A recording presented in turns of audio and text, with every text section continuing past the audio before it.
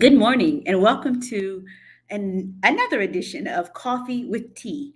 I'm your host, the amazing Tea Street.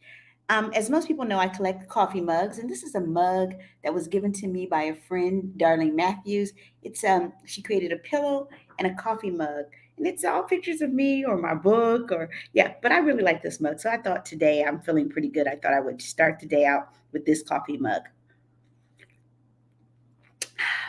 So, today's topic is really important to me because I keep hearing adults talk about the fact that they believe we are raising a generation of young people who quit too easily. They say, oh, they quit, they give up, they don't try, they don't have any perseverance, they don't have any persistence, they just give up anytime something is hard. And so I think that sometimes we have revisionist history, we the adults, because we act like we never felt like giving up, like we never felt like quitting. My mom had a rule in our house: if we started something, we had to finish it. Whatever it was, we didn't have to stay in ballet for 10 years, but if I started, I had to complete 1 year. If I played a sport, if my brother or sister did an activity at school, we had to complete 1 year or one season of whatever that thing was. She was teaching us then what we didn't know, which was to persist and to not quit everything that we start. I don't know that young people are responsible for that as much as we are. When I was in graduate school, I was working on a thesis and I was stuck. I had writer's block. I was mad. So I called my mom, but she was headed out of town. So she told me to call the person that I later learned was really our family psychologist, which was my grandmother. But I'm thinking to myself, why would I call my grandmother? What is she going to tell me? My grandmother had a third grade education. What is she going to tell me about finishing a thesis? But I knew if I didn't finish the thesis, I couldn't graduate.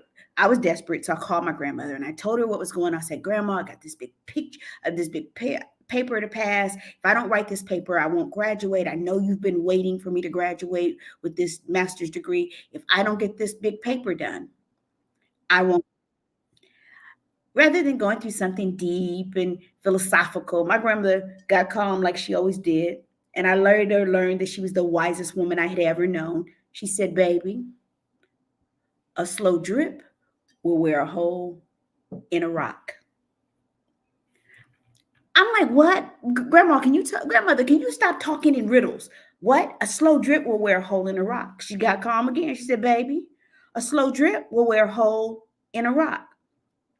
So I said, "Okay, thank you, grandmother. Thank you for calling me." I hung up the phone. And as I did, something hit me. I had heard this principle before, but expressed just a little bit differently in my geology class, where they explained that the formation of the earth happened because of the slow drip of water that eroded the hard rock. And it suddenly made sense. My grandmother was telling me to persist, just be consistent and persistent, like that slow drip of water that would eventually erode this paper if I simply persisted. And it got to me. So I think it's important that we explain to young people how to get there. We want young people to bite the whole apple when all they need to do is take one bite out of the apple. So I tell young people when they're struggling to stay in whatever it is and to persist, I always say, start by taking one step at a time. You don't have to bite the whole apple. You just have to have one bite. And if you keep biting the apple, eventually the apple is gone. The same thing is true when you're facing a challenge or a problem. If you keep facing it and you keep trying it. I love sports. And so here's my sports analogy. When I was learning to bat, I was a much better pitcher than I was a batter. When I was learning to bat, the pitch that always got me was the curveball. It got me every time I came to the plate, I struck out. So after a while, they would see me coming. The other teams would see me coming, and I would be like, I'm good. I'm not doing this. And one day, my dad said, keep swinging.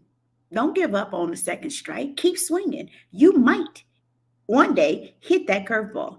And sure enough, after a while, I did hit the curveball. Was it a home run? No, but it was a hit and it was a victory for me because I stayed in the fight until the end. As you are battling life, young people, I want you to know, and not so young people, that the victory doesn't go to the one who is least hit, it goes to the one who won't quit. There's something to be said for folks who stay and finish what they start, and they don't give up and they don't quit just because it's hard. Just because something is hard doesn't mean it can't be accomplished. There's something that is self gratifying when you can say, I completed my task. I finished the race. I completed the goal. It is self gratifying to say those words to yourself. Forget what other people think. I don't finish anything that I start for other people. I have very high expectations of myself.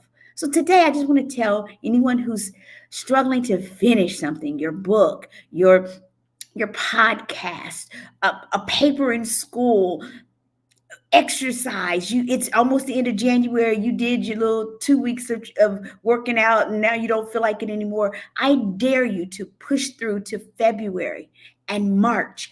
Just because January is ending and you did your 2 weeks, which is, by the way, the norm for most people who say that they're going to get healthy, keep pushing through the hard thing. Push through it and get it done.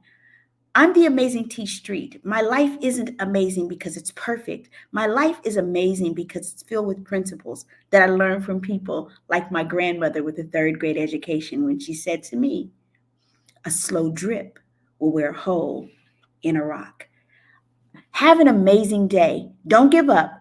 Practice persistence and consistency, and your rocks will begin to erode too. Have a great day.